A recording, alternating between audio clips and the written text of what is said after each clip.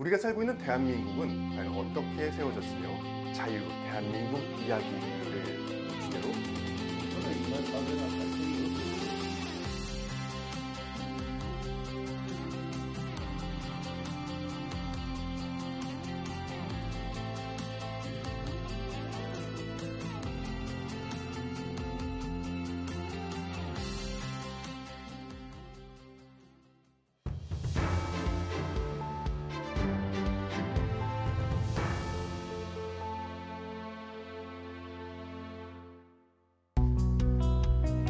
안녕하세요. 이진수입니다.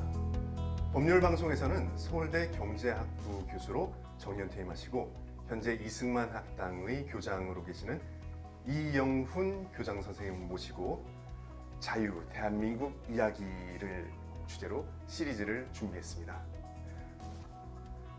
우리가 살고 있는 대한민국은 과연 어떻게 세워졌으며 앞으로 어떤 방향을 향해 가고 있을까요? 그리고 그 속에서 살고 있는 우리는 얼마나 행복하고 어떻게 살아가야 할까요? 오늘 이 자리에 이승만 학당의 이영훈 교수님을 모셨습니다. 교수님 안녕하세요. 예, 안녕하십니까.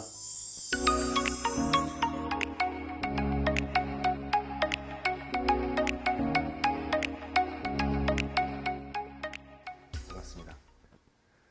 대한민국이 건국된 지 벌써 73년이 지났습니다. 2차 세계대전 이후로 한 140여 개의 국가가 세워졌죠. 그 많은 국가들 중에서 이렇게 경제적으로나 정치적으로 성공적으로 발전한 나라가 대한민국 이외에는 잘 보이지 않는 것 같습니다. 그러면 이렇게 많이 발전됐으면은 이제 국민들도 같이 발전하고 행복해야 될 것 같은데 또 그렇지 않은 것 같습니다. 이렇게 당신은 행복하십니까? 라는 질문에 대해 적극적으로 그렇다, 행복하다라고 대답하는 비율이 매우 낮다고 합니다. 그뿐만 아니라 이렇게 청년들의 미래에 대해서도 그렇게 밝지 않다고 하죠. 대학생들의 이제 졸업생들이 취직하는 비율이 한 3분의 2 정도밖에 안 되고 3분의 1이 이제 실업의 상태에 있다고 합니다. 이렇게 꾸준한 경제 성장에도 불구하고 많이 불안정성, 불평등성이 개선되지 않고 있는 모습을 보이고 있는데요. 어떻게 보면은 사회적 정치적으로 다른 이념과 갈등이 지속되고 있는 것 같습니다. 교수님께서 보시기에 우리나라 한국의 2020년의 현실을 어떻게 진단하고 계실까요?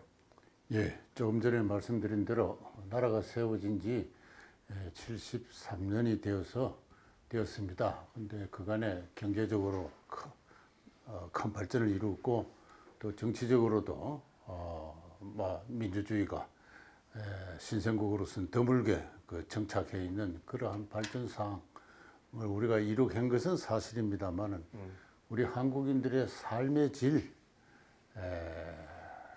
그렇게 높지 않은 것 같습니다. 한마디로 말해서 2021년 오늘날 이 대한민국은 심한 갈등 속에 있다. 그 갈등 수준이 매우 높다. 고갈등 사회다.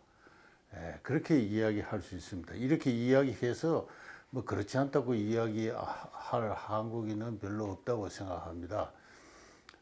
제가 지난 2014년에 한국형 시장경제 체제라는 책을 하나 편집을 하면서 우리 한국의 경제를 특질 지우는 그 사회문화적 특질까지도 함께 살펴봤는데요. 그때 지금 삼성경제연구소에서 근무하는 김선빈 박사가 한국 사회 갈등 수준을 진단하는 논문을 하나 썼습니다. 그때 그 김 박사가 그린 저 그래프가 있는데요. 이 그래프의 그 종축은 각 나라의 갈등 수준을 나타냅니다.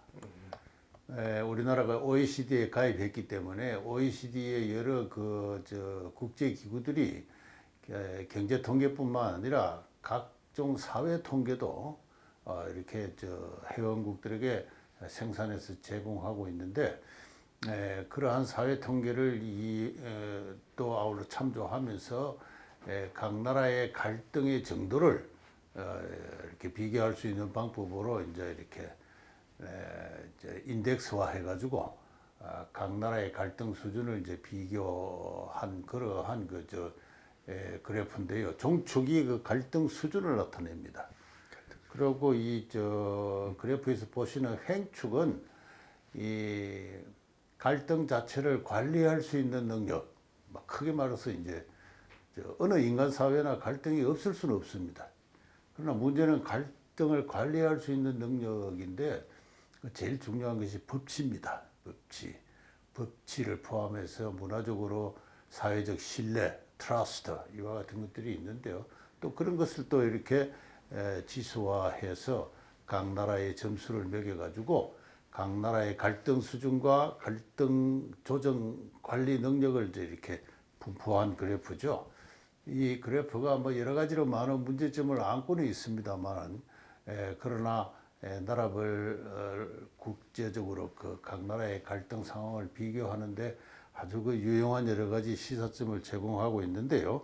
한국은 갈등 수준이 매우 높고 갈등 관리 능력이 낮은 그 그룹에 속하고 있습니다. 이 그래프에서 보시면은 이 왼쪽 상단에 그리스, 폴란드, 터키, 이탈리아 뭐 이런 나라들과 또는 뭐 슬로바키아 뭐 이런 나라들과 같은 그룹을 이루고 있죠. 세계에서 제일 살기 좋다는 이 노르딕 국가들, 뭐 덴마크, 스웨덴, 노르웨이, 핀란드 이런 나라들은 저 맨 오른쪽 아랫단에 갈등 수준도 낮고 갈등 관리 능력도 높습니다. 이제 이렇게 이제 그 국제적 비교에서 봐서 알 수 있듯이 한국은 우리 한국인들이 모두 그 속에서 몸부림치고 진저리 치고 살고 있는 고갈등 사회입니다. 그래서 경제 발전에도 불구하고 삶의 질은 그렇게 높은 수준이 아니다. 그 점은 어느 정도 확실하게 이야기할 수 있습니다. 지금 말씀을 해주신 이 그래프를 보면은 근데 이 자료가 2006년에 예. OECD랑 세계은행에서 만든 자료라고 제가 들었습니다. 예. 그럼 벌써 2006년 이후로 한 15년이 흘렀는데요. 예. 그 15년이 흐르는 동안 좀 개선이 되지 않았을까요? 그것은 우리나라 국민들이 아마 피부로 느끼면서 이미 다 대답을 어느 대답이 나올지는 이미 짐작하고 계실 텐데 지난 15년간 사회적 갈등은 그렇게 개선되어 왔다고 이야기할 수 없지 않을까. 오히려 악화되어 왔지 않을까. 이 갈등이라 하면은 이제 우선 계층 갈등이 있습니다. 부자와 가난한 사람 간에. 그다음에 노사 갈등, 사용자와 종업원 간의 갈등. 그다음에는 이제 지역 간의 갈등, 지역 간의 소득 격차나 뭐 여러 가지 경제 정책, 복지 정책을 둘러싼 갈등. 그다음에 세대 갈등, 청소년과 노장연청 간의 갈등, 뭐 여러 가지 갈등이 있고 각 갈등을 이제 그 구성하는 여러 가지 요소들, 요인들이 있는데 뭐 여기서 자세하게 이제 설명할 수는 없지만은 뭐 노사 갈등 하나만 보더라도 노동시장이 점점 경직화되는 가운데 갈등이 심해져 온 것은 사실이고 무엇보다도 세대 갈등의 한 표현으로서 이 청년 실업의 문제가 이게 점점 악화되고 있습니다. 그래서 장래 비전이 밝지 않은 사회죠. 청년 아까도 사회자께서 말씀하신 대로 대학 졸업자의 3분의 1이 실업 상태입니다. 한 2, 3년 동안 직장을 구하다가 못 구하면은 이제 저학력 그 취업 시장으로 가서 취업을 하거나 또는 아주 불안전한 자영업자로 전신을 하게 되죠. 그래서 평생 어떤 상실감 속에서 또 나름의 분노감 속에서 이렇게 살고 있죠. 결혼을 하지 않지 않습니까? 세계적으로 출생률이 가장 낮은 사회예요. 미래가 보이지 않기 때문에 그렇습니다. 그래서 저는 지난 15년간 이 그래프가 토대하고 있는 데이터 이후 15년간 개선되어 왔다고 생각하지 않습니다. 좀 개선되는 모습을 봐야 되는데 좀 안타깝습니다. 그 교수님께서 아까 말씀하실 때 그래프에서 우리나라는 고갈등, 저관리 나라라고 말씀해 주셨어요. 근데 이 갈등의 관리 능력이 참 예. 중요한 것 같습니다. 그 관리 갈등 능력으로 중요한 것이 법치, 예. 법치를 지적하셨는데 그 법치 말고도 다른 것도 필요하지 않을까 좀 여쭙고 싶습니다. 예. 갈등이 반드시 나쁜 것은 아닙니다. 이 사회를 이렇게 활발하게 움직이 나가는 요소가 되기도 하죠. 아까 그 그래프를 다시 이제 보시면은 아시겠습니다만은 이 미국, 영국, 카나다 뭐 이와 같은 인종적으로 말해서 앵글로색슨들 그 옛날부터 개인주의가 발달한 사회입니다. 그런 사회의 갈등 수준은 대단히 국제적으로 높은 수준입니다. 높은 수준인데 그러나 중요한 혁신은 다 이 안에서 발생을 하고 있죠. 그래서 갈등이라는 것은 반드시 나쁜 것만은 아닌데 그러나 발생하는 갈등을 조정할 수 있어야 됩니다. 관리할 수 있어야 되는데 바로 이들 나라는 동시에 굉장히 법치가 엄격하게 발달돼 있고 해서 그 갈등 자체를 오히려 생산적 어떤 그 혁신의 자극으로 이렇게 받아들이고 있는 그런 모습을 볼 수가 있습니다만은 그래서 이 갈등을 관리하는 것 가운데 가장 중요한 것은 법치입니다. 그러나 우리 한국 사회에서 법치가 확립되어 있지 않은 것은 뭐 제가 구체적인 예를 들지 않아도 모든 사람들이 다 주변에서 좀 느끼면서 체험하면서 살고 있는 이제 아직 그 인권에 대한 개념이 확립되어 있지 않고 또 법의 잣대가 상황에 따라서 너무 굽었다 폈다 하는 이제 그런 측면도 있지만은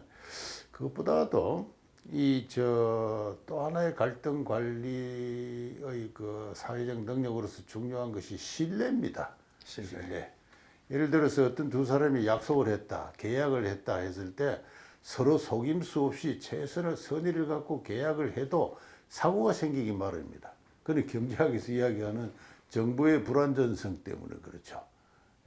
그러고 미래가 예측할 수 없는 것이기 때문에 예측할 수 없는 요인이 환경이 발생을 하고 또 서로 갖고 있는 정보가 불안해서 갈등이 생기기 마련입니다. 이때 두 사람의 관계가 서로 신뢰하는 관계라면은 그 생기는 어떤 갈등으로 인한 비용을 서로 공유하거나 뭐 여러 가지 다양한 방법으로 그것을 이렇게 해결할 수가 있습니다. 그러나 서로 신뢰하지 못할 때는 다툼이 발생을 하고 법정으로까지 가게 되는 것이죠. 그래서 계약 집행이 안 되는 겁니다. 빨리 집행을 해야 이게 뭐 자본도 회수하고 과실도 생기고 한데 그렇게 계약이 집행이 안 되는 것이죠. 그래서 그런 의미에서 신뢰가 대단히 중요합니다. 근데 그와 관련해서는 미국의 미시간 대학의 잉글하트 교수라는 분과 독일의 로이 파나라는 대학의 벨젤이라는 교수가 1981년부터 5년 단위로 이 세계 각 국가 한 50여 많게는 한 70여 국가에 한 1,000명, 2,000명씩을 이렇게 샘플을 해서 그들의 그 가치관을 조사한 조사가 이루어져 왔습니다. 그 조사 항목 가운데 보통 다른 사람들을 믿을 수 있는가라는 그러한 질문이 있습니다. 그래서 서로 잘 모르는 사이라도 그저 믿을 수 있습니까?라는 그런 질문에 그런 질문을 대답을 토대로 해서 세계 신뢰 지수, 신뢰도라는 세계 지도를 그린 게 있습니다. 아마 그게 아마 지금 그래프로 좀 제시되고 있을 텐데요. 그것을 보면은 우리 한국은 저신뢰 사회입니다. 저신뢰 사회이기 때문에 갈등이 오히려 높은 채 관리가 안 되는 그 원인, 그 바탕이 되는 것이죠. 네, 이 지도가 되게 좀 흥미로운 지도인 것 같습니다. 가장 높은 신뢰가 아까 말씀하신 북부의 노르웨이, 노르웨이가 가장 높게 나오고 그 다음이 스웨덴, 중국 이렇게 나옵니다. 그 다음으로 고신뢰 국가가 계속하여 핀란드, 독일, 사우디아라비아, 캐나다, 호주 그리고 그 밑이 미국, 영국, 인도. 예, 예. 그 이제 그 밑에가 돼야 이제 한국이 예, 예. 비로소 등장을 해요. 그래서 예. 아, 우리나라가 참 저신뢰 국가구나라는 예. 좀 안타까움이 있는데 약간 의아한 게 중국이 예상외로 좀 예. 고신뢰 예. 국가라는 점이 좀 특이합니다. 그렇습니다. 보통 그 프란시스 후쿠야마라는 분이 트러스트라는 책을 썼는데 거기서 중국 사회는 저신뢰 사회다 그랬습니다. 근데 저는 당연히 저도 그런 줄 알았는데 이 조사 결과는 이 세계 가치관 조사는 중국이 굉장히 그 신뢰도가 높은 그런 사회로 나타나고 있고 또 종교 국가라 할 수 있는 사우디아라비아도 그렇습니다. 네. 그래서 이 사회적 신뢰는 반드시 개인과 개인 간의 관계만을 나타내는 것이 아니고 그 사회 정치 체제의 강건성, 통합력 이런 것도 반영하고 있구나 하는 그런 생각을 해봤습니다. 그래서 중국이 지금 그 공산당의 그 통치 체제가 제가 생각할 때는 의외로 강건하고 중국 15억 인구로부터 신뢰를 받고 있어가지고 혹자는 뭐 중국의 정치나 경제가 좀 가까운 장래에 큰 혼란에 빠질 것이라고 생각을 하는 사람들이 많은데 저는 의외로 아직 생겨난 지 한 70년 된 신생 국가로서 그 정치적 통합력이 강한 사회다. 그것이 이런 인간들의 상호간의 그 고신뢰의 결과로 나타난다. 우리 한국도 정부 주도로 경제 발전을 할 때,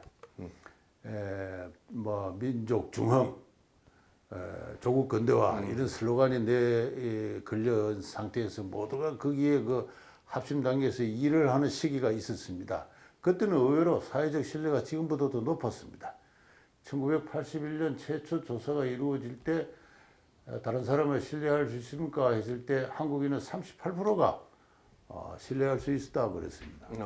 근데 지금 이 마지막 조사가 2010년 단계가 되면은 30년이 지나서 같은 질문을 하면은 믿을 수 있다고 한 것이 26%로 낮아졌습니다. 그 사이에 민주화가 이루어졌는데 민주화가 이루어졌으면 사회적 신뢰가 높아질 것 같은데 오히려 낮아져 왔습니다. 여기에 우리 한국 민주주의에 중요한 문제가 있는 것이죠. 그 아까 맨 처음에 보여주셨던 지도 이렇게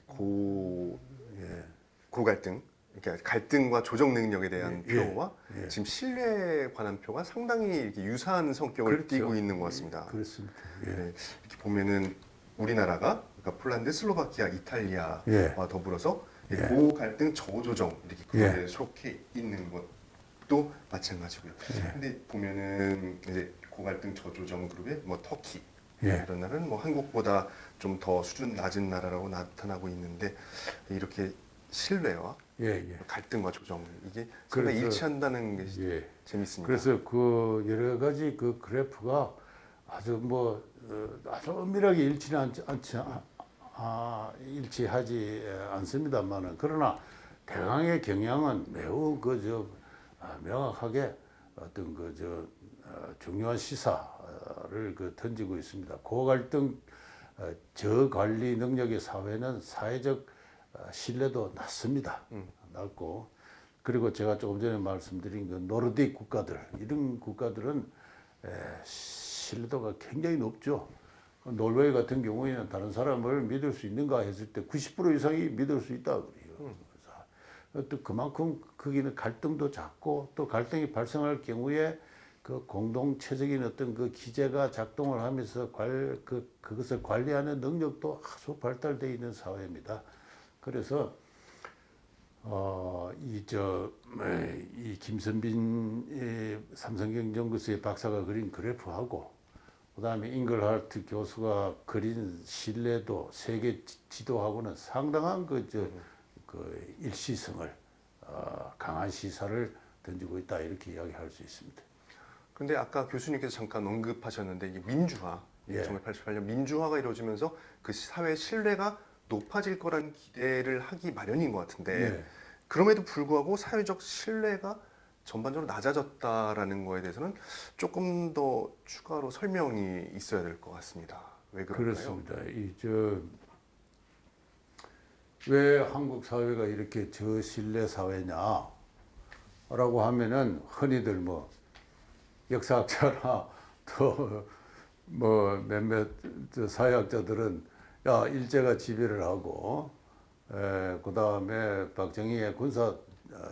박정희 전두환의 군사 독재가 이루어지는 등의 우리의 아름다운 미풍양속이 끼어져 가지고 그렇게 이제 이렇게 저신뢰 사회가 되었다 했는데 그건 사실이 아닙니다. 이 사회적 신뢰 지수는 1981년부터 지속적으로 쭉 낮아져 왔습니다. 이때는 민주화가 이루어진 시대죠. 군사 독재도 물러가고 뭐 일제가 물러간 건 벌써 70년 전입니다만.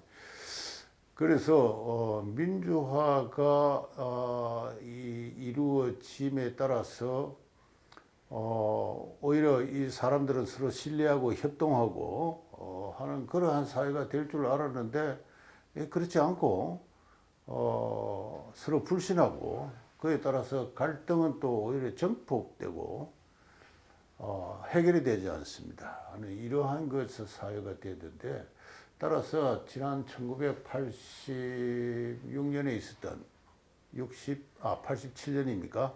그 60항쟁 그리고 88년부터 이루어진 지금까지 제6공화국 제 몇 차 헌법 개정입니까? 오늘날의 헌법과 같은 그 헌법 개정이 이루어지고 지금까지 쭉 30년간 30 몇 년입니까?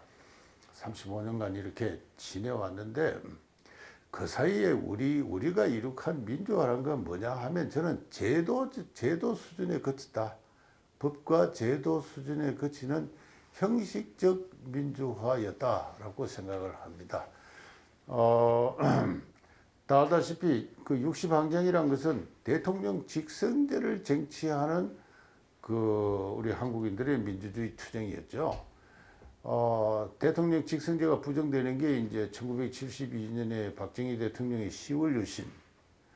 그때 이후 이제 15년간 대통령 간선제가 이제 이렇게 시행되어 왔고 그것이 이제 박정희 전두환 군사 독재의 상징으로 이렇게 여겨져 왔습니다. 따라서 대통령 직선제를 쟁취하기 위한 정치적 투쟁이 우리가 이룩한 저희 60항쟁과 그 결과인 그 민주화의 내용이죠.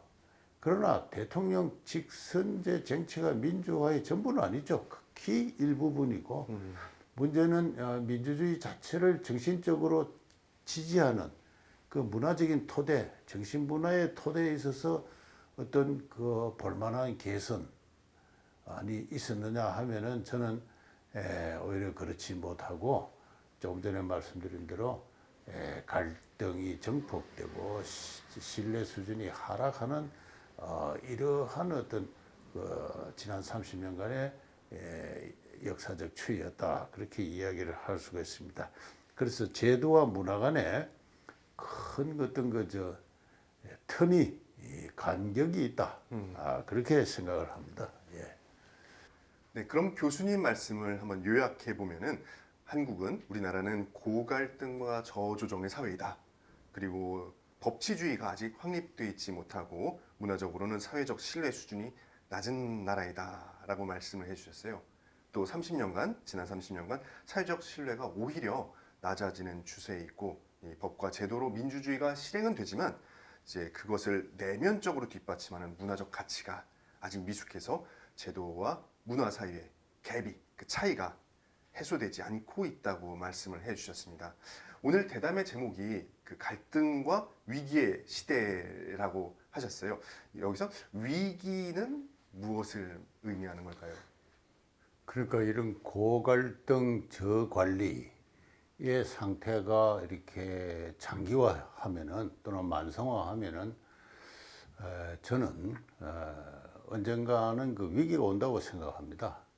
우리와 같은 그룹을 이루고 있는 터키나 그리스, 뭐 이탈리아, 스페인, 뭐 이런 나라들 지난 한 10년간의 역사를 보면 이제 그런 위기가 닥쳤는데 우리나라는 그보다 더 심각한 몇 가지 요인들이 있습니다. 그 차츰 이야기를 하겠습니다만 어쨌든 이렇게 고갈등 저조정 저관리 상태가 만성화할수록 국가의 정부의 사회 통제나 경제 개입은 점점 강화되기 마련입니다. 저는 그런 것을 가지고 국가주의 경제 체제라고 한번 이야기를 해본 적이 있는데요. 이 국가주의 경제 체제 하에서 민주화가 이루어지면은 국가 권력 자체가 서로 다른 이해관계나 이념을 갖는 정치 집단 간의 경쟁적인 어떤 취득의 대상이 되지 않습니까? 그렇게 되면은 형식적으로 민주주의니까 대중의 그 자유 선거가 이루어진단 말이죠. 그래서 대중의 표를 얻기 위해서 대중주의적, 포퓰리스틱한 그런 정책을 자꾸 이제 발표할 수밖에 없습니다. 어느 두 경쟁하는 정당이 한쪽 정당에서 포퓰리스틱한 방향으로 정책을 개발하면은 다른 정당은 가만히 있을 수가 없죠. 왜냐하면 대중은 몇 10년, 20년을 생각하는 것보다도 우선 당장 자기의 호주머니를 생각하는 경향이 아주 강합니다. 그래서 점점 그 정치가 어떤 포퓰리즘으로 갈 수밖에 없는 이제 이런 이제 객관적인 상황이 조성이 되고 이런 것이 10년, 20년 지나다 보면은 어느 단계가 되면은 이제 저는 경제적으로나 정치적으로 심각한 위기가 온다 그렇게 생각을 합니다. 그래서 이미 그러한 위기적 상황이 비록 한국 경제가 겉으로는 이렇게 평온하게 잘 이렇게 꾸준하게 성장하고 있는 것이 보여도 국가 경제 구조가 좀 좋지 않은 방향으로 그동안 많이 변해 왔습니다. 그래서 그걸 저는 신종 이중 구조라 하는데요. 크게 말해서 수출 부분과 비수출 부분 간의 격차가 너무 큽니다. 한국 경제는 수출 부분으로 지금 이렇게 성장을 하고 있는데 여기는 주로 대기업들이 그리고 정규직 노동자가 종사하고 있고요. 그리고 비수출 부분은 좁은 국내 시장을 상대로 해서 영세 중소기업들이 서로 참 피 튀기는 경쟁을 하고 있죠. 여기는 근로자의 근 3분의 2 이상이 비정규직입니다. 근데 이 둘 사이의 격차가 점점 벌어지고 상호 연관도, 산업 연관도 점점 희박해져요. 이제 이러한 국가 경제가 좋지 못한 방향으로 이렇게 악성화해 온 게 벌써 30년인데, 그로 인해서 여러 가지 이제 많은 갈등들, 경제, 사회 갈등이 발생하고 있고, 정치는 점점 포퓰리즘으로 이제 흐르고 있습니다. 그래서 이 문제를 가까운 시일 내에 참 근본적으로 이거 개선하지 않는 한 위기는 저는 불가피하고 그럴 수밖에 없는 또 국제 정치적, 국제 환경 요인도 또 다른 나라에 비해서 특별히 강하다. 저는 그렇게 생각하고 있습니다. 예. 교수님께서 방금 한국 사회와 경제가 국가주의적 성향을 띈다라고 예. 말씀을 해주셨어요. 근데 이 국가주의적인 나라를 보면 이제 사회 갈등의 수준이 높고 이 법치와 신뢰 수준이 낮기 때문이다라는 설명만으로는 좀 충분하지 않은 것 같은데요. 지금 우리나라를 보면은 이제 건국 이래로부터 정치적 갈등이 예. 심해졌고 지금 최근에도 보면은 그것이 매우 크다는 것을 느낄 수 있습니다. 예. 그래서 별도로 고려할 요인이 있을 것 같은데요. 예. 제가 아까 소개드린 그 그래프는 OECD의 여러 국제 기구들이 생산한 사회 통계를 바탕으로 해서 그려진 것인데, 그 OECD 국가들이 OECD의 국제 기구들이 서로 비교할 수 없는 통계를 생산할 수 없는 한국 고유만의 갈등이 있습니다. 그리스도 없고 뭐 터키도 없고 뭐 다른 나라에도 없는 그게 뭐냐 하면은 역사 갈등, 또 이념 갈등, 그죠? 그다음에 국가 정체성이 아직 여전히 확립되어 있지 않고, 그리고 이제 세계 제2의 슈퍼파워로 성장하는 중국과 이제 맞닿아 있고 소위 문명권 간의 경계에 위치해 있죠. 뭐 여러 가지 그 요인들이 있습니다. 있어서 그런 요인들에 의해서 한국의 정치 갈등은 다른 어느 나라보다 심하다고 생각합니다. 저 효순 미순 사태 때, 그죠? 그다음에 광우병 파동 때, 그다음에 박근혜 대통령 탄핵 때, 그 광화문에 수십만 명의 인파가 모였지 않습니까?